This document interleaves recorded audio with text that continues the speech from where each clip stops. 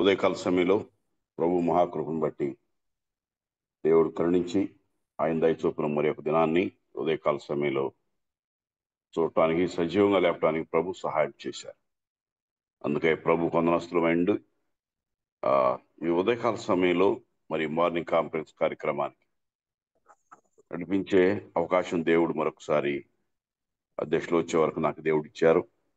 అందుకే ప్రభు స్తోత్రాలు చెల్లిస్తూ మొట్టమొదటిగా ప్రియులు రూపస్థానాన్ని ప్రార్థన చేయవలసిందిగా ప్రభు నాన్న కోరుతున్నాను.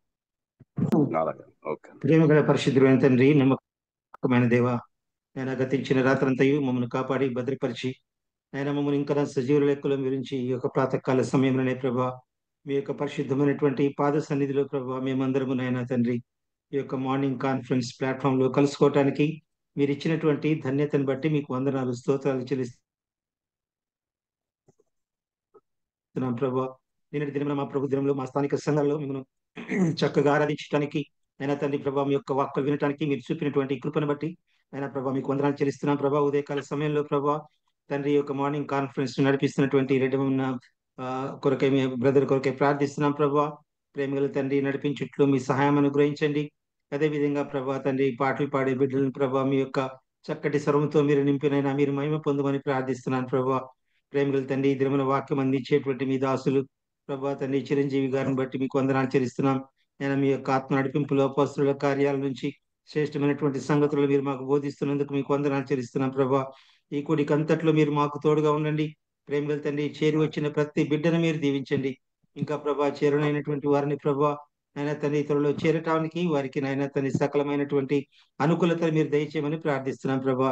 ఈ యొక్క కార్యక్రమాన్ని మాకెంతో ఆశీర్వాదకరంగా మీరు చేస్తున్నందుకు మీకు వేల కొలది వందనములు స్తోత్రములు చెల్లిస్తూ నైనా తండ్రి మీరే సమస్తమైనటువంటి మహిమ ఘనత ప్రభావాలు పొందుమని ఆది మొదలుకొని అంతం వరకు మీరే ఉండి నడిపించుదురని యేసు ప్రభువారి అతి శ్రేష్టమైనటువంటి నామములో స్తుతించి ప్రార్థించి వేడుకుంటున్నాము తండ్రి. ఆమేన్. ప్రార్థన చేసిన రూపాస్ గారికి ప్రత్యేకమైన వందనాలు. పాట మరి వీళ్ళు కోరారు బర్నబాస్ గారిని పాడించమని. దయచేసి బర్నబాస్ గారు కీర్తన పాడతారు. ఓకే అన్న.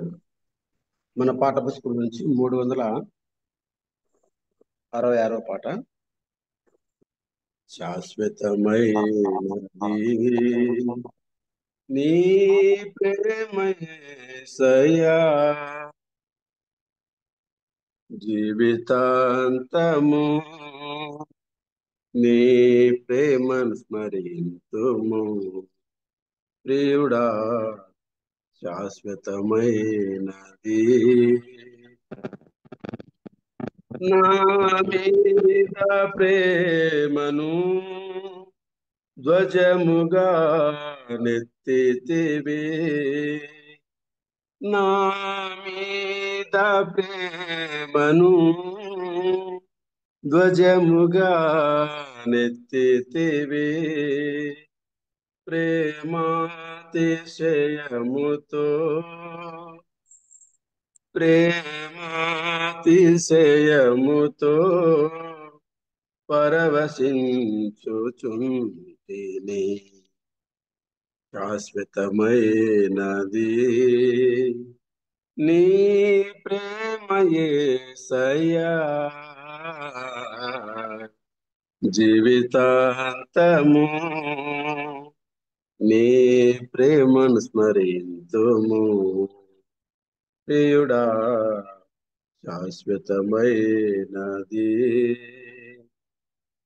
భార్య భర్తల ప్రేమను మించినట్టి ప్రేమనిదే, భార్య భర్తల ప్రేమను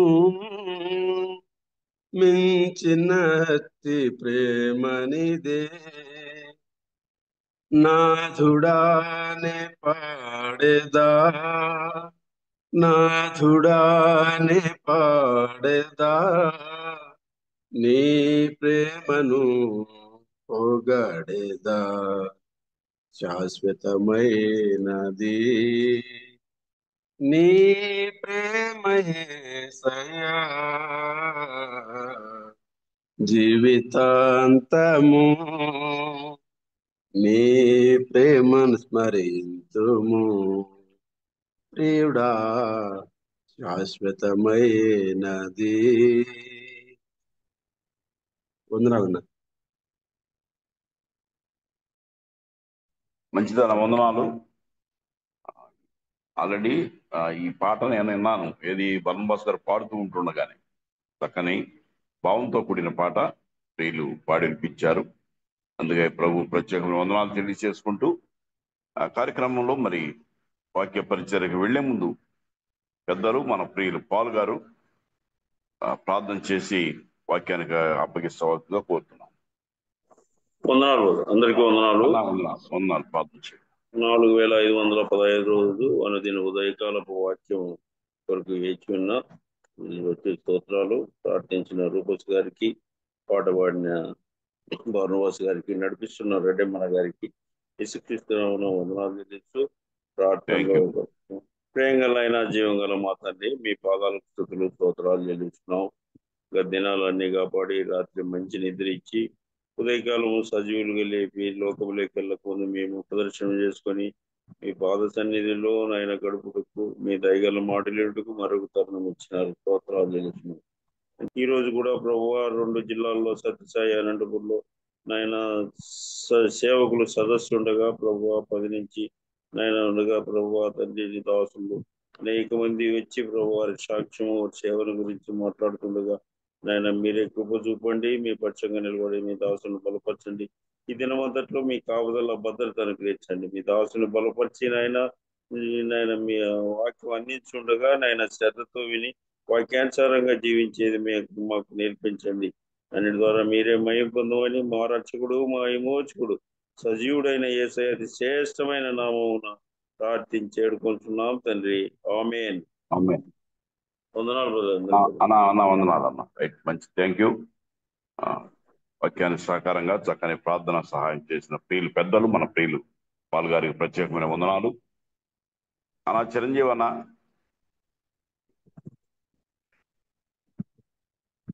వందనాలు. అన్న మంచిదన్న వందనాలు. వాక్యం మీరు సమయం అన్ని మీకు తెలుసు కాబట్టి అన్న వాక్యం కంటిన్యూ చేయండి అన్న.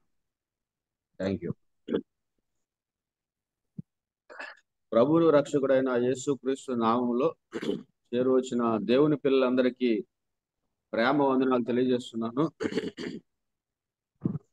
మరొకసారి ప్రభు మనకిచ్చిన అవకాశం బట్టి ప్రభువుని స్తుతిస్తున్నాను.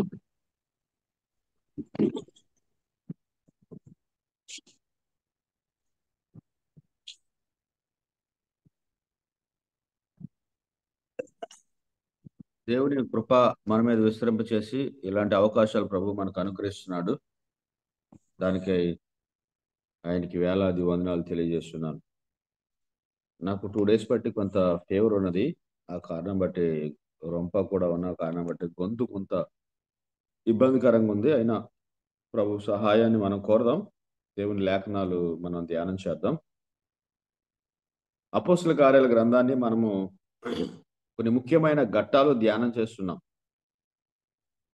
ఈరోజు మనం ఆలోచించే అంశం ఏంటంటే అపోస్తల కార్యాల్లో ఉన్న దేవుని సంఘము అనే అంశాన్ని ధ్యానం చేయాలని నేను ఆశపడుతున్నాను.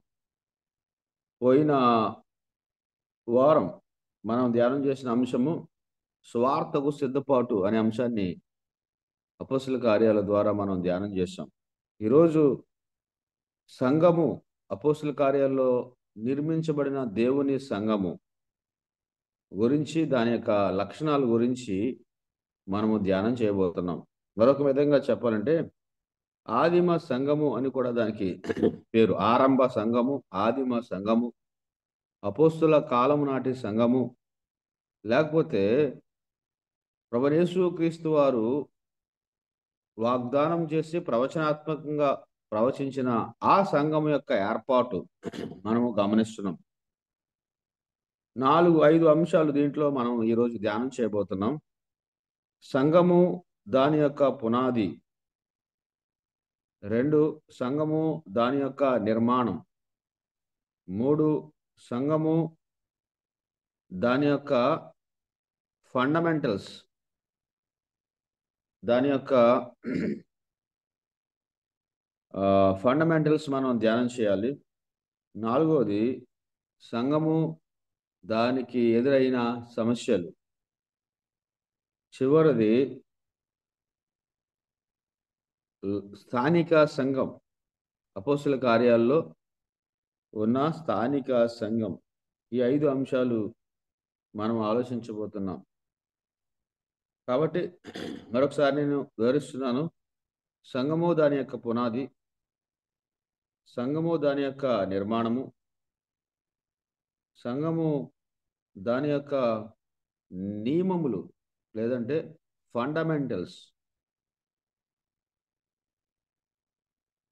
ఆది సత్యములు అని చెప్పవచ్చు. సంఘము అది ఎదుర్కొన్న సమస్యలు, స్థానిక సంఘం అనే 5 అంశాలని మన కాల పరిమితిలో కొంత ధ్యానం చేద్దామని నేను ఆలోచన కలిగి ఉన్నాను. ఆరంభంగా మత్తయి సువార్త 16 అధ్యాయాన్ని 16వ వచనాన్ని ఒకసారి మనం చదువుకుందాం. ప్రభువైన యేసుక్రీస్తు వారు ఈ లోకంలో ఉండగా సంఘమును గురించి ప్రస్తావన ఆయనే మొట్టమొదట చేసినట్టుగా మనం గమనిస్తాం. సంఘానికి ప్రభువుకున్న అవినాభావ సంబంధాన్ని ఎవరు విడదీయలేనిది. అది చాలా అచంచలమైన, అద్భుతమైన, అతి గంభీరమైన ఒక అంశం. కాబట్టి సంఘమును గురించిన ప్రస్తావనే ప్రభువైన యేసుక్రీస్తు వారు చేశారు. అది మనము అపోస్తల కార్యాల గ్రంథం 16లోను తర్వాత 18లోను మనకి కనబడుతుంది. ఆ 3 వచనాలు ప్రవచనాత్మకంగా దేవుడు సంఘమును గురించి చెప్పిన మాటలు మనకు వివరించబడ్డాయి. ప్రవచనాత్మకంగా దేవుడు సంఘమును గురించిన చెప్పిన మాటలు మనకు వినబడతాయి. కాబట్టి ఒకసారి మనము ఆ వచనాన్ని చదువుకుని ముందుకు వెళ్ళాలని నేను ఆశపడుతున్నాను. అందుకు సీమోను పేతురు, నీవు సజీవుడు అయిన దేవుని కుమారుడు అయిన క్రీస్తు అని చెప్పాను. అందుకు యేసు, సీమోన్ బెరయోనా, నీవు ధన్యుడవు, పరలోకమందున్న నా తండ్రి ఈ సంగతి నీకు బయలుపరిచితేనే గాని నరులు నీకు బయలుపరచలేదు. మరియు నీవు పేతురువు, పెట్రాస్ అని రాయబడింది, ఒక గులక రాయ, రాయి కూడా కాదు, ఒక గులక రాయ, పెబుల్ అని అర్థం అనమాట. ఈ బండ మీద నా సంఘమును కట్టుదును, పాతాళలోక ద్వారములు దాని ఎదుట నిలువ నేరవని నేను నీతో చెప్పుచున్నాను. పాతాళలోక ద్వారములు దాని ఎదుట నిలువ నేరవు. ప్రభువైన యేసుక్రీస్తు వారు సంఘమును గురించిన ప్రవచనాత్మకమైన అద్భుతమైన సంఘటన ఇక్కడ ఆయన ప్రస్తావించారు. ద్వారము ఎప్పుడు దేనికి ఉపయోగపడుతుంది అంటే కొందరిని బయట ఉంచడానికి, కొందరిని లోపల ఉంచడానికి ఉపయోగపడుతుంది. ద్వారము అనేది ద్వారము, పాతాళలోక ద్వారము దాని ఎదుట నిలువనేరదు. ద డోర్స్ ఆఫ్ హెవెన్ అని ఉంటుంది అనమాట. ఇక్కడ ద్వారం అని ఉంది కానీ తలుపులు అవి మూయబడతాయి. ఎవరిని లోపల ఉంచాలో ఎవరిని బయట ఉంచాలో సంఘమునకు బాగా తెలుసు, దేవునికి బాగా తెలుసు అనే మాట మనం గమనిస్తున్నాం. పాతాళము అనే మాట కృత నిబంధనలో మనము ప్రభువైన యేసుక్రీస్తు వారు చెప్పిన సందర్భాలు మనం గమనించవచ్చు. అయితే ఒకటి ఇక్కడ సంఘమును గురించి ఆయన ప్రవచనాత్మకంగా చెప్పాడు. 24వ అధ్యాయం తిరిగి లేచిన ప్రభు చెప్పిన మాట ఒకసారి చూద్దాం. లూకాసు వార్త 24:49. ఇదిగో నా తండ్రి వాగ్దానం చేసినది మీ మీదికి పంపుచున్నాను, మీరు పైనుండి శక్తి పొందు వరకు పట్నంలో నిలిచి ఉండుడని వారితో చెప్పాను. వారికి వాగ్దానం చేశాడు ప్రవచనాత్మకంగా. అయితే తిరిగి లేచిన ప్రభు మరలా దాన్ని ఏం చేస్తానంటే స్థిరపరుస్తున్నాడు. మీరు నిలిచి ఉండండి, నేను ఏదైతే చెప్పానో అది మీ మీదికి వస్తుంది, మీరు నిలిచి ఉండండి అన్నాడు.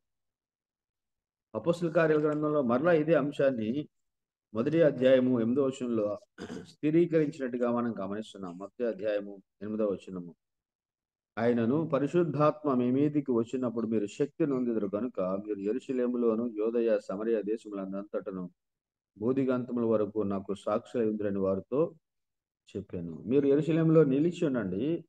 ఆ మీకేమొస్తుందంటే పరిశుద్ధాత్ముడు దిగి వస్తాడు. మీరు శక్తి పొందుకుంటారు అని ఆయన చెప్పినట్టుగా మనం గమనిస్తున్నాం. 2వ అధ్యాయం 1 వచనంలో ఆ పరిశుద్ధాత్ముడు దిగి వచ్చినట్టుగా ప్రస్తావించబడింది. పెంతెకోస్తు దినము వచ్చినప్పుడు అందరూ ఒక చోట కూడి ఉండేది. అప్పుడు వేగముగా వీచు బలమైన గాలి వంటి ధ్వని ఆకాశం నుండి అకస్మాత్తుగా వారు కూర్చున్న ఇల్లంతయు నిండెను. మరియు అగ్ని జ్వాలల వంటి నాలుకలు విభాగింపబడినట్టుగా వారికి కనబడి వారిలో ఒక్కొక్కరి మీద వ్రాలగా అందరూ పరిశుద్ధాత్మతో నిండిన వారై ఆత్మ వారికి వాక్శక్తి అనుగ్రహించిన కొలది అన్య భాషల్లో మాట్లాడ సాగిరి. ఈ విధంగా ప్రవచనాత్మకంగా ప్రభువు చెప్పిన మాటలు పునరుద్ధరణైన ప్రభువు స్థిరపరిచిన ఆ వాగ్దానము వారి మీదకి దిగి వచ్చినట్టుగా మనం గమనిస్తున్నాం. ఇక్కడ పాతాళలోక ద్వారములు నిలువనేరవు అని చెప్పిన మాట, పాతాళం అనే మాట 3 మాటలుగా కొత్త నిబంధనలో మనకి కనబడుతుంది. పేతురు రాసిన 2వ పత్రిక 2వ అధ్యాయం 4వ వచనంలో ఒకసారి ఈ మాట రాయబడింది. దేవదూతలు పాపం చేసినప్పుడు దేవుడు వారిని విడిచిపెట్టక పాతాళం అందల చీకటి గల బెలంలో త్రోసి తీర్పుకు కావుల్లో ఉంచుటకు వారిని అప్పగించెను. ఇక్కడ దేవదూతలు పాపం చేసినప్పుడు వారిని పాతాళంలో ఉంచెను. ఇక్కడ రాయబడిన మాట ఏంటంటే ఇక్కడ రాయబడిన మాట పాతాళము అనేది ఇది ఒక మాటగా రాయబడింది. దీన్నే టరటాస్ అంటారనమాట. ఇది హెబ్రీ భాషలో ఇది ఒక భాగం. ఇక్కడ ఎవరున్నారంటే కొందరు దేవదూతల్ని ఆ చీకటి గల బెలంలో లేదా పాతాళంలో దేవుడు ఉంచాడు. దాన్నే ఇక్కడ పాతాళము అన్నాడు, చీకటి గల బెలములో అన్నాడు. పాతాళంలో చీకటి గల బెలంలో వారిని ఉంచాడు. వీరు సాధారణంగా బైబిల్ పండితులు చెప్పే అభిప్రాయం ఏంటంటే నోవహు కాలంలో జరిగిన ఆ పాపాన్ని బట్టి ఆ దినాన్న అలాగూ ఆ పాపంలో పాలు పొందిన దేవదూతలను దేవుడు ఈ చీకటి గల బెలంలో ఉంచాడు అన్న సంగతి ఎక్కువ మంది బైబిల్ పండితులు చెప్తారు. దాని మీద కొంత వివాదాంశం ఉన్నది. ఏదేమైనప్పటికీ ఒకటి మాత్రం వాస్తవం ఏంటంటే పాపం చేసిన దేవదూతలు కొందరు మాత్రం చీకటి గల బిలములో ఉన్నారు అన్నాడు. ఇదే అంశాన్ని ప్రభువు యేసుక్రీస్తు 23వ అధ్యాయము అపోస్తుల కార్యాల గ్రంథంలో పాతాళం గురించి రాయబడిన 2వ మాట మత్తయి సువార్త 23వ అధ్యాయం 33వ వచనం చదువుతామా? 23:33. ఆయన శాస్త్రులు పరిచయాలతో మాట్లాడుతూ ఈ మాట ఆయన ప్రస్తావించాడు. 23 మత్తయి సువార్త 33వ వచనాన్ని చదువుతున్నాను. సర్పములారా, సర్ప సంతానమా, నరక శిక్షను మీరెలాగూ తప్పించుకుందురు? శాస్త్రులు పరిచయాల గురించి యోహాను చెప్పాడు, మీరు సర్ప సంతానము అని. ప్రభువైన యేసుక్రీస్తు వారు కూడా చెప్పాడు, మీరు సర్ప సంతానము అని. కాబట్టి మీరు సర్ప సంతానం కాబట్టి నరక శిక్షను ఎలాగూ తప్పించుకుంటారు? ఇది నిత్యము మండే అగ్ని గుండం, నరక శిక్ష, గెహన్నా అంటారనమాట. చూసారా, శాస్త్రులే పరిచయలే నరకానికి పోతారంటే వాక్యం ఎరిగిన వారు, వాక్యం ప్రకటించేవారు, ఆ దినాల్లో సేవకులుగా, బోధకులుగా దేవుని గ్రంథాన్ని చేతపట్టుకుని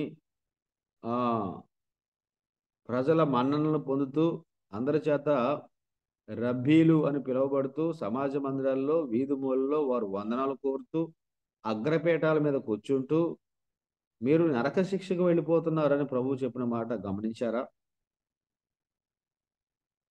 ఆనాటి సమకాలీన యోధా మతంలో ప్రవిష్టులైన వారిని విస్తుపోయేటట్లు చేసింది యేసు ప్రభు వారి యొక్క స్టేట్మెంట్. ఒక్కొక్కసారి మనకు ఆశ్చర్యం కలిగించే మాటలు ప్రభువు మాట్లాడాడు. కారణం ఏంటంటే మనం ఈ దినాన్న ఏవైతే అనుకుంటున్నామో ఆ దినాన్న మార్పు చెందుతాయి, ఆ దినాన్న పూర్తి విరుద్ధమైన రిజల్ట్స్ వస్తాయి. ఆ రిజల్ట్స్ రోజు మనం షాక్ అవుతాం అనే అంశాలు ప్రభువైన యేసుక్రీస్తు అనే మాటల్లో మనం గమనించవచ్చు. కాబట్టి ఈ మాటలు ఆయన చెప్పాడు. మార్కు సువార్త ఇంకొక మాట వాడబడింది. మార్కు సువార్త 9వ అధ్యాయం 44వ వచనం కూడా ఒకసారి చదువుకుందాం. మార్కు 9:44. నీ చెయ్యి నిన్ను అభ్యంతరపరిచిన ఎడల దాన్ని నరికివేయము. నీవు 2 చేతులు కలిగి నరకములోనికి ఆరని అగ్నిలోనికి పోవుట కంటే అంగహీనుడివై జీవముతో ప్రవేశించటం మేలు, జీవములో ప్రవేశించటం మేలు. ఇక్కడ హేడీస్ అనే మాట రాయబడింది. ఒకటి హేడీస్, ఒకటి అబీస్, ఒకటి గెహన్న, ఒకటి. ఈ 3 మాటలు నరకం కోసం వాడబడింది. అయితే ఇప్పుడు అబీస్ అనేది అంటే చీకటి బిలం అనేది ఎవరి కొరకు, ఎవరు ఉంచారు అక్కడ? పడిపోయిన దేవదూతల్లో కొందరిని ఉంచాడు. తర్వాత గెహన్న అనే దాంట్లో యేసు ప్రభు ఈ మత ప్రచారకులైన, ఈ దుర్బోధకులైన వాక్యాన్ని ప్రకటిస్తూ దాన్ని పాటించని ప్రజలకు భారంగా ఉన్న వీరు, వారు నరక శిక్ష నుంచి తప్పించుకోలేరు అని చెప్పాడు. తర్వాత నిన్ను అభ్యంతరపరిచే దాన్ని, నిన్ను నరకానికి తీసుకువెళ్ళేదాన్ని నువ్వు విడిచిపెట్టాలని యేసు ప్రభు ఆయన బోధనలో చెప్పినట్టుగా మనం గమనిస్తున్నాం. కాబట్టి పాతాళము నుండి ప్రజలను పరలోకానికి తీసుకొచ్చేదే సంఘం. అంశం ఏంటంటే పాతాళ ద్వారాలు మూసి పరలోక ద్వారాలు తెరవగలిగిందే సంఘం. సంఘం ఈ లోకంలో ఎందుకు ఉందంటే అప్పుడు దాకా పాతాళం కానీ, పాతాళ ద్వారాన్ని కానీ, పాతాళమునకు అధిపతి అయిన అపుల్లో ఆ వ్యక్తిని కానీ ఆపగలిగిన వారెవరూ లేరు. కానీ యేసు ప్రభు వచ్చిన తర్వాత ఆయన సంఘము సత్యమునకు స్తంభము, అది బండ మీద కట్టబడిన స్థిరమైన దృఢమైన ఒక సంఘము, అది పాతాళలోక ద్వారాల్ని మూయగలిగిన సంఘము అని చెప్పాడు. కాబట్టి సంఘానికి ఉన్న ఆ పునాది మనం ఆలోచిస్తే ప్రభు దాన్ని చెప్పినట్టుగా మనం గమనిస్తున్నాం. ఇంతకుముందు చెప్పాను, అందుకే వివరణ లేకుండా కొంత ఒకసారి ఆ అంశాలు జ్ఞాపకం చేసి నేను ముందుకు వెళ్ళాలనుకుంటున్నాను. ఒకటి, ఈ బండ మీద నా సంఘమును నేను కడతాను. 3 మాటలు చాలా ప్రాముఖ్యమైనవి, పునాది సత్యాలు, the foundations of the church. ఒకటి, సంఘాన్ని ఎక్కడ కడతాడు అన్నది ప్రాముఖ్యమైన అంశం. ఎక్కడ కడతాడు? ఆయన మీదే. సంఘము పునాది ఆయనే, ఆ బండ క్రీస్తే అని మనం అపోస్తల కార్యాలు 10వ అధ్యాయంలో క్షమించండి, కొరింథీ మొదటి పత్రిక 10వ అధ్యాయంలో చూస్తాం కదా, ఆ బండ క్రీస్తే అని. ఆ బండ క్రీస్తు అనే బండ మీద పరలోకమందున్న తండ్రి ఆనందించిన ఆ బండ, పరలోకమందున్న తండ్రి సాక్ష్యం ఇచ్చిన ఆ బండ, పరలోకమందున్న తండ్రి చీల్చిన ఆ బండ, దాని మీద ఆయన సంఘాన్ని కట్టబోతున్నాడు అని చెప్పాడు. ఒకటి, కట్టబడేది ఆయన మీద కట్టబడుతుంది. కులాల మీద కాదు, మతాల మీద కాదు, వర్గాల మీద కాదు, రంగుల మీద కాదు, వ్యవస్థల మీద కాదు. సంఘం కట్టబడేది క్రీస్తు అనే బండ మీద కట్టబడుతుంది. దానికి మించి ఇంక మనం ఏది అయినప్పటికీ అది ప్రభు సంఘముగా పిలువబడదు. ఒకవేళ మనం పిలుచుకోవచ్చేమో కానీ దాంట్లో యూదుడని అన్యుడని తేడా ఉండదు. దాంట్లో హెలెనీయుడని గ్రీకులని తేడా ఉండదు. ధనికుడని దరిద్రుడని తేడా ఉండదు. సంఘం అనేది ఒక బండ మీద కట్టబడుతుంది. ఆ బండ క్రీస్తు అని చెప్పాడు. దావీదు కూడా చెప్పాడు, నా అడుగులు జారి పడకుండా బండ మీద స్థిరముగా నిలిపాడు అని. అర్థమైంది? ఆ బండ ప్రభు అని యేసుక్రీస్తు. ఒకటి. రెండోది,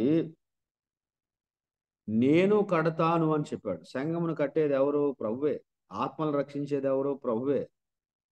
ప్రభువే కొంతమంది వ్యక్తులను ఆయుధాలుగా, సాధనాలుగా వాడి ఆయన సంఘ నిర్మాణం జరిగిస్తున్నాడు. కాబట్టి సంఘమును కట్టేవాడు ఆయనే, కట్టబడేది ఆయన మీదే, కట్టేవాడు ఆయనే. తర్వాత నా సంఘము అని చెప్పాడు, కట్టింది ఆయనదే. ఈ 3 మాటలు ఒకవేళ నా యొక్క వ్యక్తిగత జీవితంలో యథార్థం కాకపోతే దేవుని సంఘములో నీకు నాకు ఏ విధమైన పాలు ఉండదు. కారణం ఏంటి? నా సంఘం అనేవారు కొంతమంది అయితే, నేను కట్టిననేవారు కొంతమంది అయితే, అలాగా వ్యక్తులు సంఘము మీద ఆ యజమానత్వం అంటారనమాట, తీసుకుంటున్నారు. మనం అందరం గృహ నిర్వాహకులమే కానీ యజమానులము కాదు, ఓనర్షిప్ మనకు లేదు అనేది మనం ఎరగాలి. సంఘములో మనం పనిచేసేవారమే, సంఘము ద్వారా పనిచేసేవారమే, సంఘాన్ని ఆనుకుని పనిచేసేవారమే కానీ సంఘము నాది అనే అధికారము ఈ ప్రపంచంలో ఎవరికీ లేదు. అందుకే అపోస్తుల కార్యాల గ్రంథము 20 అధ్యాయం 28 వచనంలో తన స్వరక్తం ఇచ్చి సంపాదించిన తన సంఘము అని చెప్పాడు. కాయటానికి మనలను ఆయన అధ్యక్షులుగాను నియమించాడు. కొందరిని పెద్దలుగాను, కొందరిని పరిచారకులుగాను, కొందరిని సువార్థికులుగాను తన సంఘములో మనల్ని ఆయన నియమించాడు కాబట్టి, తన తోటలో మనల్ని నియమించాడు కాబట్టి హాయిగా పనిచేసి ఆయన ద్వారా బహుమానాలు పొందవలసిన వారిగా ఉన్నాం. కానీ వర్గాలకు, వైషమ్యాలకు, కక్షలకు, కార్పణ్యాలకు ఎంత మాత్రము తావివ్వకూడదు. కొంతమంది బుద్ధిహీనులుగా అవగాహన లేమి కలిగి నాది నాది నాది అనుకుంటున్నారు.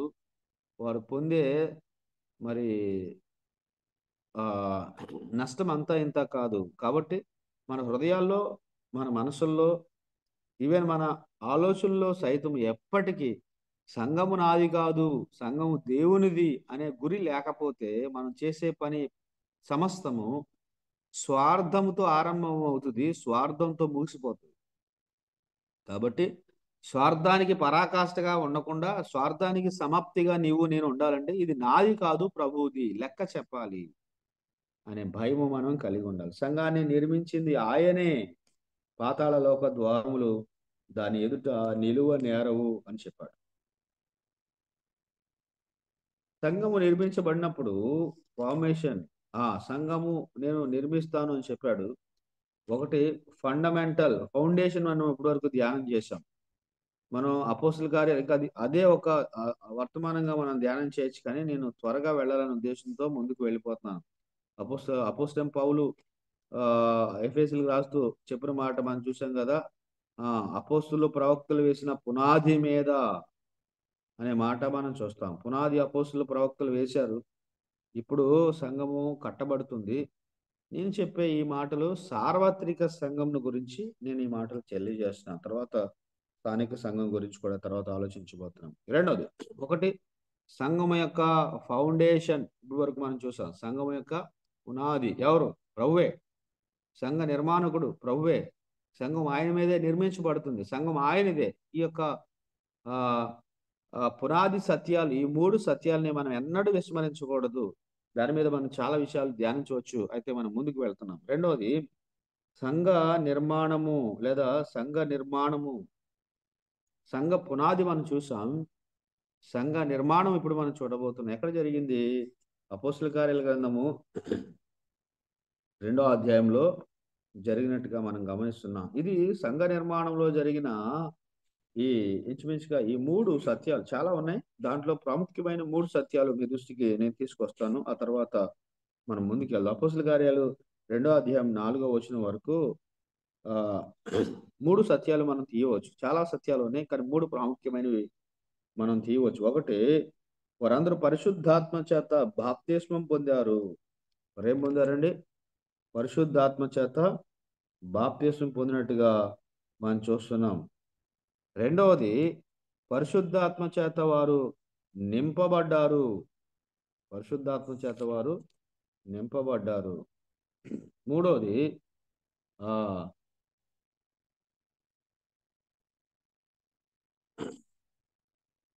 పరిశుద్ధాత్మ చేత వారు పరిశుద్ధాత్ముడు వారిలో నివాసం ఏర్పరచుకున్నాడు. ఈ 3 ప్రాముఖ్యమైన మాట.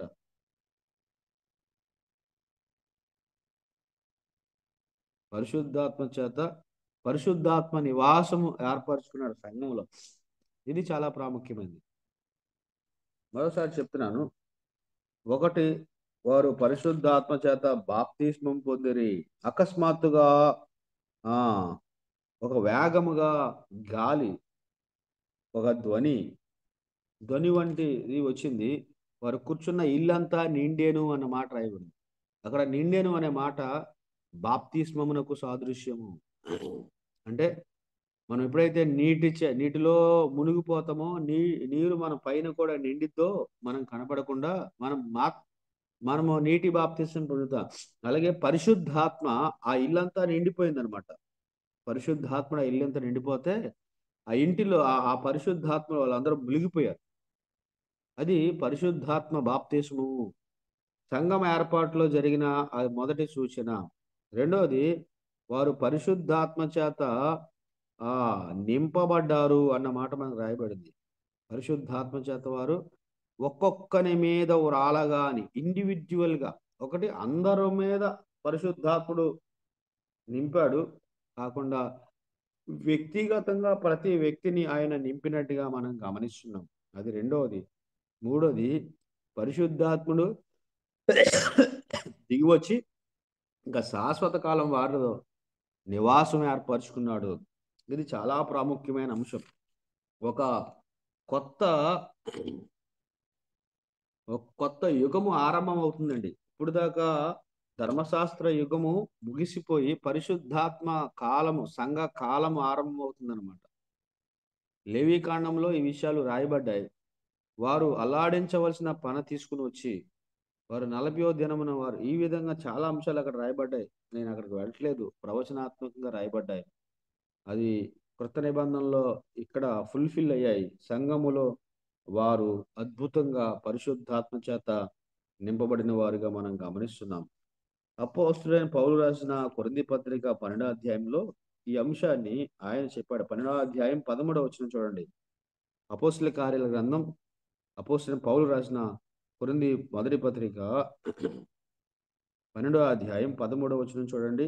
యాలయనగా యూదులమైనను, గ్రీసు దేశమైనను, దాసులమైనను, స్వతంత్రులమైనను మనమందరము ఒక్క శరీరములోనికి ఒక్క ఆత్మయందే బాప్తిస్మము పొందితిమి. మనమందరము ఒక్క ఆత్మను పానము చేసిన వారమైతిమి. ఇక్కడ ఒక్క శరీరము ఒక్క ఆత్మ అనేది చాలా ప్రాముఖ్యం. ఒక్క ఆత్మలో మనమందరం అంటే మనం అక్కడ లేం కదా. మీరు లేరు, నేను లేను, అక్కడ ఉన్నది 120 మంది. మరి మనమందరం ఎలా వెళ్ళాం దాంట్లోకి అంటే, ఆ సంఘము అనే ఆ మొదటి శరీరము ఉద్భవించింది, పుట్టిందనమాట. సంఘం అనే శరీరము ఉద్భవించినప్పుడు ఆ శరీరములోనికి ఆ శిరస్సు ఆయన ఉండగా, నీవు నేను వెళ్తుండగా, నీవు నేను అందులో ప్రవేశిస్తున్నప్పుడు మనమందరము కూడా అదే బాప్తీసం పొందిన వారు. ఇది రిపీట్ అవ్వదండి, ఇది మరలా మరలా జరిగే ఒక సంఘటన కాదండి. ఒకే ఆత్మ ద్వారా అందరూ దాంట్లో ప్రవేశించే వాళ్ళందరూ ఆ ఆశీర్వాదాన్ని, ఆ యొక్క ఆ మేలును పొందుకునే అవకాశము ప్రభు ఇచ్చినట్టుగా ఇక్కడ మనం చూస్తున్నాం. కాబట్టి ప్రియులారా, ఒకసారి మీరు ఆలోచించండి. సంఘము నిర్మాణములో పరిశుద్ధాత్మ బాప్తిస్మము ప్రాముఖ్యమైనది. పరిశుద్ధాత్మ దిగి వస్తాడు, పరిశుద్ధాత్మతో మీరు నింపబడతారు, మీరు శక్తిని పొందుతారని ప్రభువు ప్రవచనాత్మకంగా చెప్పిన మాట ఇక్కడ నెరవేరుతుంది. రెండవది, మనం ఆలోచిస్తే ఆయన సంపూర్ణ నివాసం ఏర్పరచుకున్నాడు సంఘములో. ఇది సార్వత్రిక సంఘమును గురించి చెప్పే మాట. తర్వాత మూడోదిగా మనం ఆలోచిస్తే ప్రతి వ్యక్తికి ఆయన నింపినట్లుగా మనం గమనిస్తున్నాం. వారిలో ప్రతి వాని మీద ఉరాలగా, ఒక్కొక్కరి మీద ఉరాలగా అనేది వ్యక్తికి ఆయన ఇచ్చిన అవకాశం అనమాట. ఒక్కొక్కరి మీద ఉరాలగా సంఘం అంతా వాళ్ళు నింపబడ్డారు. అయితే ఆయన వ్యక్తిగతమైన నివాసం కూడా ఏర్పరచుకున్నాడు. ఒకటి, సంఘములో ఆయన నివసిస్తున్నాడు ఆత్మరూపిగా. అది కార్పొరేట్ అనమాట. దాన్ని ఏమంటారంటే సామూహికంగా ఆయన చేసిన ఒక ఘనమైన కార్యం. అంతేకాకుండా పిరికి వారైన వారు, పారిపోయిన వారు, తలుపులేసుకుని భయపడుతూ లోపల ఉన్నవారు, యూదుల భయం చేత బయటికి రాని వారు దేవుని ఆత్మ చేత వ్యక్తిగతంగా నింపబడిన కారణం బట్టి ఆత్మ వారికి వాక్శక్తిని అనుగ్రహించిన కొలది అన్య భాషలతో మాట్లాడేది. ఆ ఆత్మ వారికి వాక్శక్తిని ఇచ్చిందనమాట. దేవుని వాక్కు ప్రకటించగలిగిన సామర్థ్యం, బలం, ధైర్యం వారి హృదయాల్లో నింపబడింది. అందుని బట్టి వారు ఇంకా ధైర్యంగా ఈ యొక్క సువార్తను బూదిగంతముల వరకు వారు తీసుకెళ్ళడానికి పూనుకున్నట్టుగా మనం గమనిస్తున్నాం. ఒకటి, ప్రొఫెటికల్గా ఆయన చెప్పిన మాట.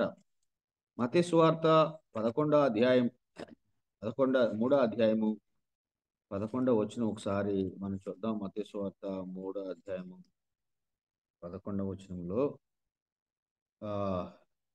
మారు మనసు నిమిత్తం నేను నీళ్ళలో మీకు బాప్తిస్మం ఇచ్చున్నాను, అయితే నా వెనక వచ్చున్నవాడు నాకంటే శక్తిమంతుడు, ఆయన చెప్పుల మోయుటకైనను నేను పాత్రుడను కాను, ఆయన పరిశుద్ధాత్మలోను అగ్నిలోను మీకు బాప్తీసం ఇచ్చింది. పరిశుద్ధాత్మలో ప్రభువైన యేసుక్రీస్తు వారు మీకు బాప్తీసం ఇస్తారని ఆ బాప్తీసం ఇచ్చి యోహాను ప్రవచనాత్మకంగా ఆయన చెప్పాడు. అపోస్తల కార్యాల గ్రంథం 2వ అధ్యాయము 1-4 అక్షరార్థంగా నెరవేర్పు మనం చూస్తున్నాం. ఇందాక అపోస్తలుడైన పౌలు రాసిన కొరింథీ పత్రిక 12:13 సిద్ధాంతపరంగా అది వివరించబడింది. మరలా చెప్తున్నాను, 3 ప్రాముఖ్యమైన మాటలు. ఒకటి, బాప్తిస్మిచ్చి యోహాను ప్రవచనాత్మకంగా చెప్పాడు, నా వెనక వచ్చేవాడు పరిశుద్ధాత్మలో మీకు బాప్తిసం ఇస్తాడని. అపోస్తల కార్యాల గ్రంథం 2వ అధ్యాయం 1-4 అక్షరార్థమైన నెరవేర్పు మనం చూసాం. అది ప్రభుని సంఘం ఏర్పాటులో జరిగిన కార్యం. ఇప్పుడు నీవు నేను సిద్ధాంతపరంగా దాంట్లో ఎలాగూ పాలు పొందుతున్నామో కొరింథీయులకు రాసిన పత్రిక 12వ అధ్యాయము 13వ వచనంలో 12వ అధ్యాయం 13వ వచనంలో సిద్ధాంతపరంగా అది వివరించబడింది. ఒక్క ఆత్మ ఒక్క బాప్తిసంలోనికి మనమందరము ప్రవేశించాము అన్న సంగతి. సో ఇది చాలా ప్రాముఖ్యమైన అంశంగా మనం గమనిస్తున్న వారు పరిశుద్ధాత్మ చేత నింపబడ్డారు, పరిశుద్ధాత్మ చేత వారు బలపరచబడ్డారు, పరిశుద్ధాత్మ చేత సంఘం ఏర్పడింది. ఎంతమంది సంఘం ఏర్పడ్డారు? 120 మంది. ఆ తర్వాత కొంతమంది మారుమనసు పొందిన వారు సంఘంలో చేర్చబడ్డారు. సాధారణంగా మనుషులు కొన్ని మానవ పరమైన ఆలోచనలు అవి మంచి ఆలోచనలే, కానీ కొన్ని సందర్భాల్లో మనం తప్పు ద్రోవ పట్టించే అవకాశాలు కూడా ఉంటాయి. సంఘము ప్రారంభించబడాలంటే సువార్త ప్రకటించబడాలి, ఆ తర్వాత అక్కడ ఆత్మలు రక్షించబడాలి, అప్పుడు సంఘం ప్రారంభించాలి అనే ఒక అంశాన్ని ప్రజలు ప్రవేశపెట్టారు. వాస్తవానికి ఆదిమ సంఘం అలా ఏర్పడలేదు. వారు సంఘముగా ఉన్నారు, వారి మీద పరిశుద్ధాత్ముడు, వారు కూడి ఉన్నారు, వారి మీద పరిశుద్ధాత్ముడు దిగిరాగా వారు సంఘంగా ఏర్పడ్డారు. ఆ తర్వాత సువార్త ప్రకటించారు, కొంతమంది సంఘంలో చేర్చబడినట్టుగా మనం గమనిస్తున్నాం. ఇలాగే జరగాలి అనేది మనం ఎప్పుడు కూడా దేవుడు చెప్పని దాన్ని ఆజ్ఞగా మనం పెట్టకూడదు. కొన్ని సందర్భాల్లో మరి 1800 శతాబ్దంలో మన బ్రదరన్ సంఘాలు ఎలా ఏర్పడ్డాయి? సువార్త ప్రకటన ద్వారా ఏర్పడలేదండి. అనేక మత సంఘాల్లో ఉన్న ఈ సహోదరులు బయటకు వచ్చి దైవ గ్రంథాన్ని చదువుకుని వారికి అర్థమైన కారణాన్ని బట్టి వారు సంఘముగా కూడి రొట్టె విరడం ప్రారంభించారు. అలాగే బ్రదరన్ సంఘాలు ఏర్పడ్డాయి. కానీ ఎవరు లేని చోట సువార్త ప్రకటిస్తేనే కదా ఆత్మలు రక్షించబడేవి, అప్పుడే కదా సంఘం ఏర్పడేది. అవును, అలా కూడా సంఘం ఏర్పడవచ్చు, కానీ అలాగే ఏర్పడాలి అన్నది దైవ గ్రంథంలో లేదు అని నేను చెప్తున్నాను.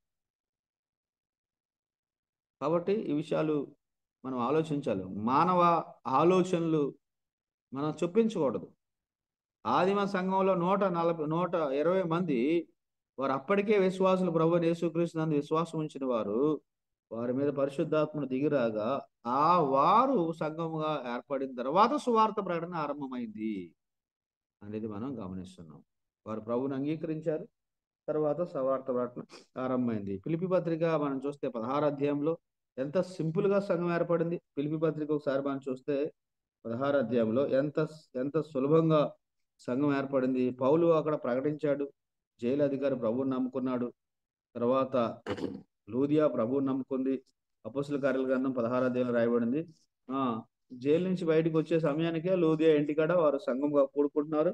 16వ అధ్యాయం 40వ వచనంలో మనం చూస్తే చెరసాలలో నుండి వెలుపలకు వచ్చి లూదియా ఇంటికి వెళ్ళి అక్కడి సహోదరులను చూసి ఆదరించి బయలుదేరి పోయి.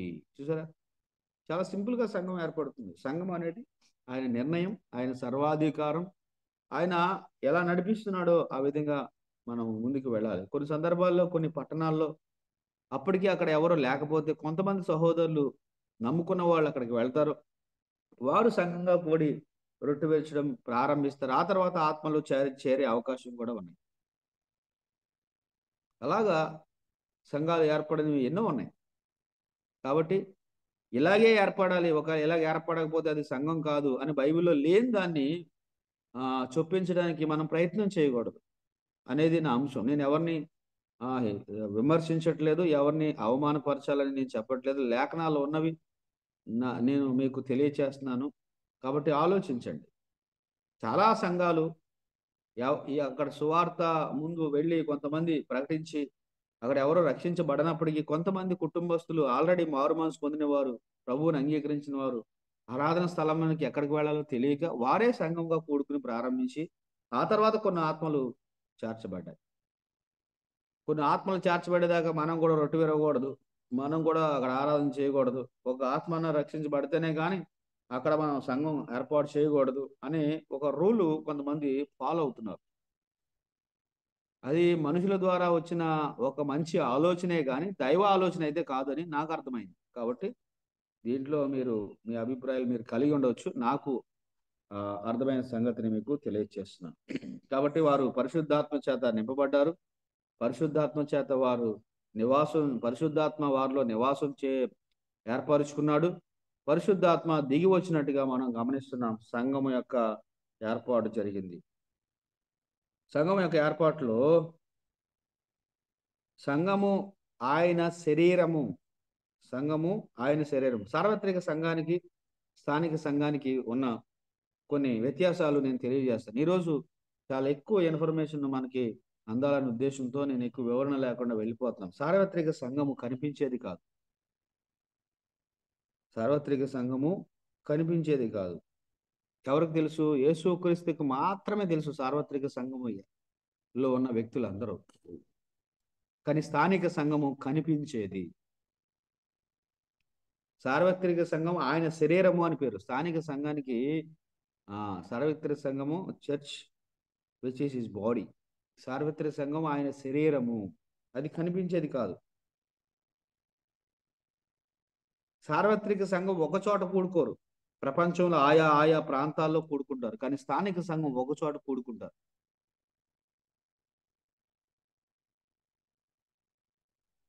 సార్వత్రిక సంఘంలోంచి ఒక వ్యక్తిని మనము వెలేయలేము. కానీ స్థానిక సంఘంలోంచి ఒక వ్యక్తిని క్రమశిక్షణ చర్య తీసుకుని మనం బయట పెట్టవచ్చు.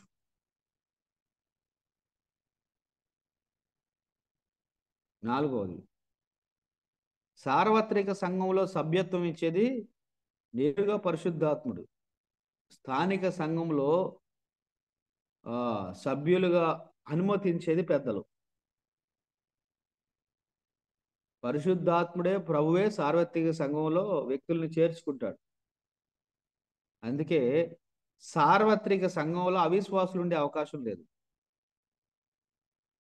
కానీ స్థానిక సంఘంలో కొన్ని సందర్భాల్లో అవిశ్వాసులు ఉండే అవకాశం ఉంటుంది. గారడీ సీమోను ఎలా అయితే చేరాడో అలాగే మన సంఘాల్లో కూడా కొంతమంది గారడీ వాళ్ళు చేరే అవకాశం ఉంటుంది. పెద్దలను బురిడి కొట్టించి గారడీలు చేసేవారు, మారు మనసు పొందినోళ్ళు, పాపంలోనే ఉన్నవాళ్ళు సంఘంలో సభ్యులుగా చేరిపోయే అవకాశం ఉంది. కానీ సార్వత్రిక సంఘంలో అది కుదరదు.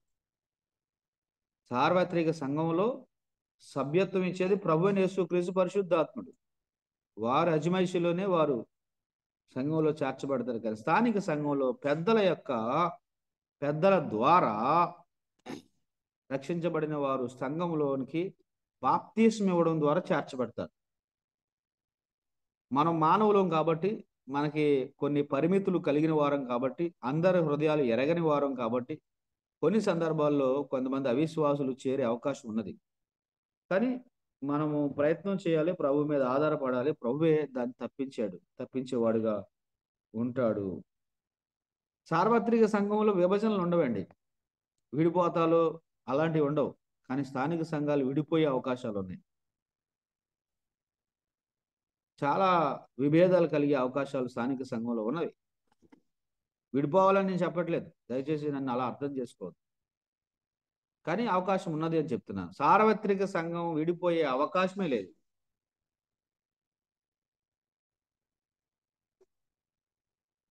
సార్వత్రిక సంఘంలో ఏ విధమైన వ్యత్యాసాలు ఉండవండి. కులాన్ని బట్టి కానీ, మతాన్ని బట్టి కానీ, వర్గాన్ని బట్టి కానీ, యూదుడని, గ్రీసు దేశస్తుడని. కానీ స్థానిక సంఘంలో కొన్ని సందర్భాల్లో వారు కొన్ని అవిశ్వాసాన్ని బట్టి, అపరిపక్వతను బట్టి కొన్ని వ్యత్యాసాలు కలిగి ఉంటారు.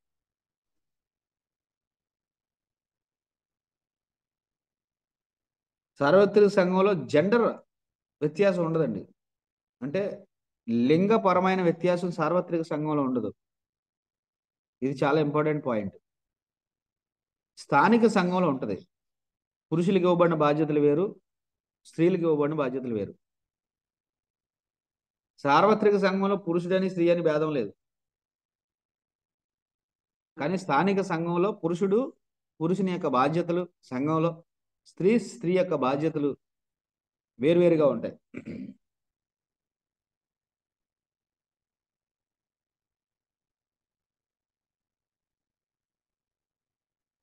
చివరిగా సార్వత్రిక సంఘము పర్మనెంట్,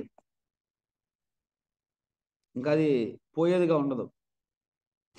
కానీ స్థానిక సంఘాలు పర్మనెంట్ కాదండి.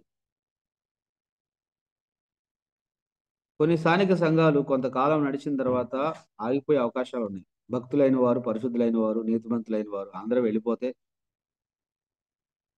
సరైన వారికి పాలన పగ్గాలు అప్పగించకపోతే కులము, వర్గము, బంధుత్వము చూసుకుని అయోగ్యులైన వారిని పాలన చేయడానికి అప్పగిస్తే ఆ సంఘాలు ఆధ్యాత్మికంగా మూసుకుపోతాయి. కొన్ని నడుస్తుంటాయి, కానీ దేవుని దీవెన కానీ, దేవుని సహవాసం కానీ, పరిశుద్ధాత్మ సంచారం కానీ, దేవుని మహిమ కానీ అక్కడ ఉండదు. కొన్ని మామూలుగా భౌతికంగా కూడా ఆగిపోయే సందర్భాలు ఉంటాయి. కాబట్టి సార్వత్రిక సంఘం అనేది ఎన్నటికీ అది ఆగేది కాదు. కానీ స్థానిక సంఘము పర్మనెంట్ కాదు.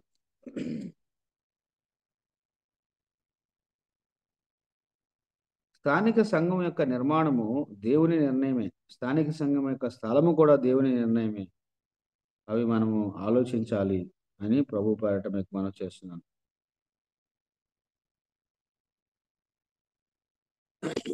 స్థానిక సంఘం యొక్క నియమము లేకపోతే నియమాలు మనం ఆలోచిస్తే సంఘమునకు ఇవ్వబడిన వరాలు, సంఘమునకు ఇవ్వబడిన ఆధిక్యతలు, సంఘమునకు ఇవ్వబడిన అనేకమైన అంశాలు మనం ఆలోచించినప్పుడు అవన్నీ కూడా ప్రేమ అనే ఒక నియమం మీద నడవాలి అనేది దేవుని యొక్క ఆలోచన. ఇది చాలా ప్రాముఖ్యమైన నియమం. ఒక సంఘము నడిపించబడడానికి దేవుడు నియమించిన అనేక నియమాల్లో అతి శ్రేష్టమైనది ప్రేమ.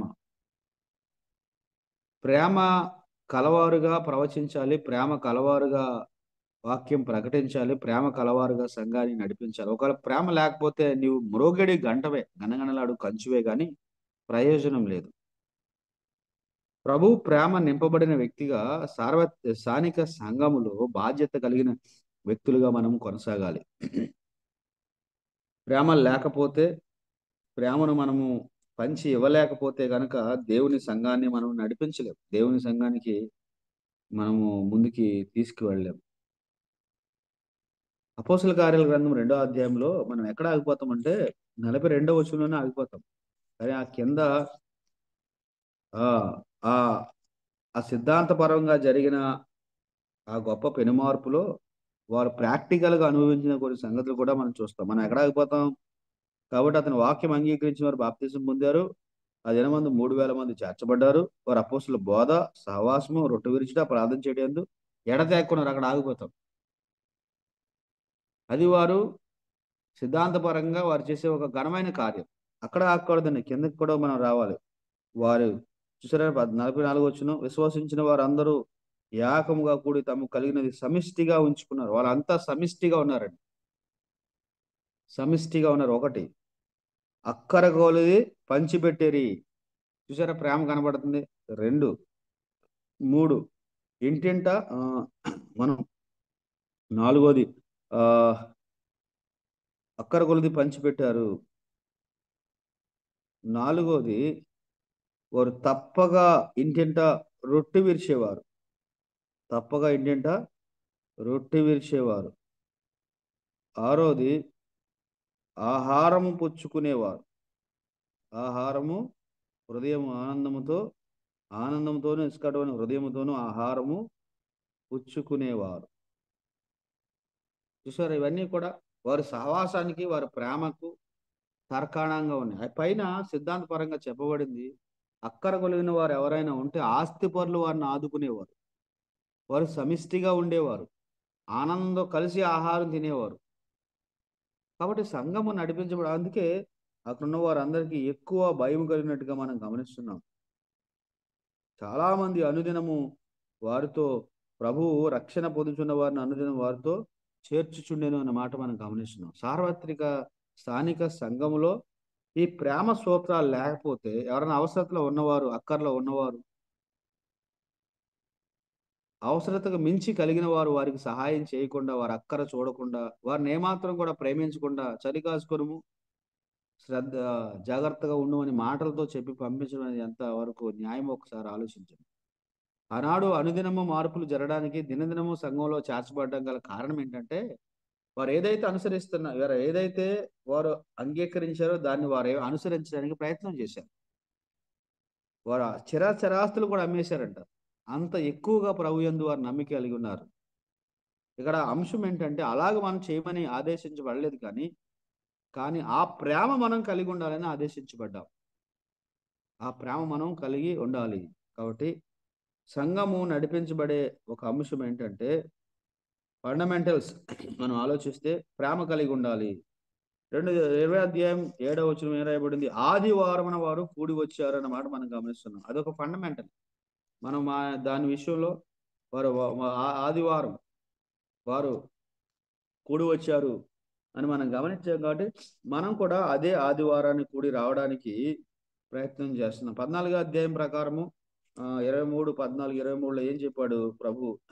అపోస్తల కార్యాల గ్రంథం 14వ అధ్యాయం 23వ వచనంలో ప్రతి సంఘంలో మరియు ప్రతి సంఘములో వారికి పెద్దలను ఏర్పరిచి అన్నాడు. అంటే ప్రతి సంఘంలో పెద్దలు ఉండాలి. ఈ నియమం మార్చడానికి నేను సరిపోం. ఈ ఫండమెంటల్స్ అన్నమాట. ఇవి ఫండమెంటల్స్. వీటిని మనము ఏమాత్రం కూడా విస్మరించకూడదు. ఒకటి, ప్రేమ లేకుండా సైనిక సంఘము నడిపించబడదు. దైవికమైన ప్రేమను మనము ఎక్సర్సైజ్ చేయాలి. 2, ఆదివారం మనం కూడి వస్తున్నాం. వారంలో మొదటి రోజున మనం కూడి వస్తున్నాం. అది ఒక నియమముగా ఇవ్వబడింది. 3, మనం గమనిస్తే ప్రతి సంఘములో పెద్దలు ఉండాలి. ఏక వ్యక్తి పాలన ఎన్నటికీ మంచిది కాదు. కాబట్టి 2 లేక అంతకంటే ఎక్కువ మంది సైనిక సంఘంలో పెద్దలు ఉండాలనేది దేవుని యొక్క నియమం.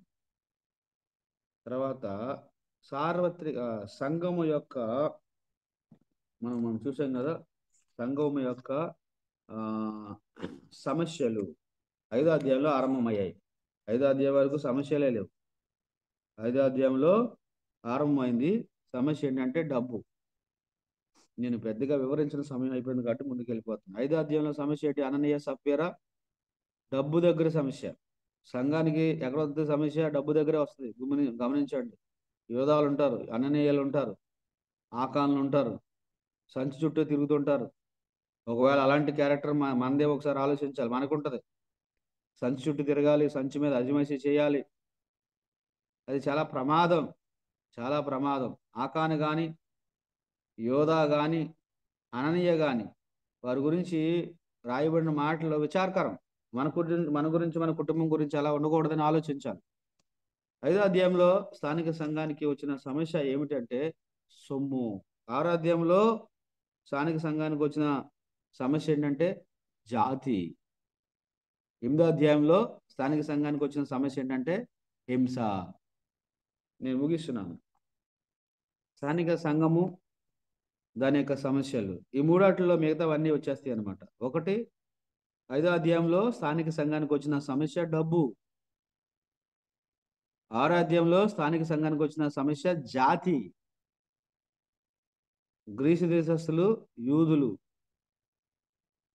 వెధవరాండారు చిన్న చూపు చూశారంట. 8వ అధ్యాయంలో స్థానిక సంఘానికి వచ్చిన సమస్య హింస.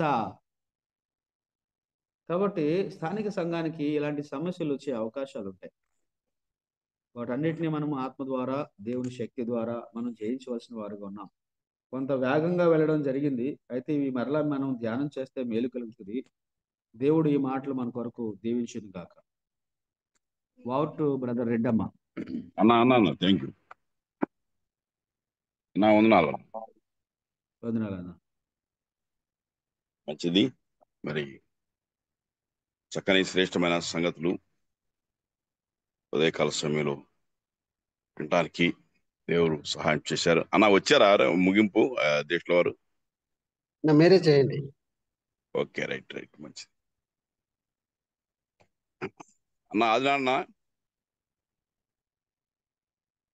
చెప్పండి. ఓకే, వాక్యం గురించి చెప్పేసి ముగింపు ప్రార్థన చేసేయండి.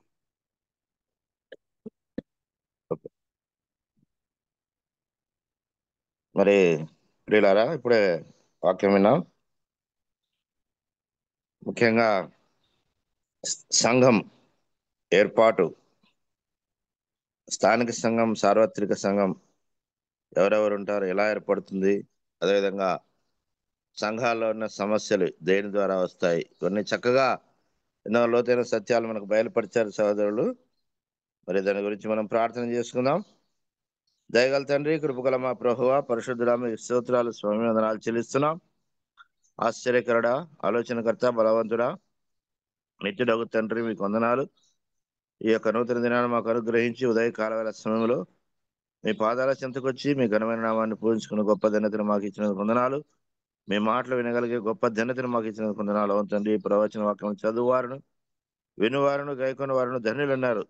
చదువుతున్నాం, వింటున్నాం, కానీ మా జీవితాల్లో మేము నాయన ఇంకా సంపూర్ణంగా మీ మాటలకు నాయన లోబడి అలాగ జీవించడానికి, మా జీవితాలకు అనువర్తించుకొని ఆ ప్రకారంగా నడుచుకునే దానికి నాయన మమ్మల్ని అందరినీ పరిపూర్ణంగా చేయమని అడుకొని ప్రార్థిస్తున్నాం.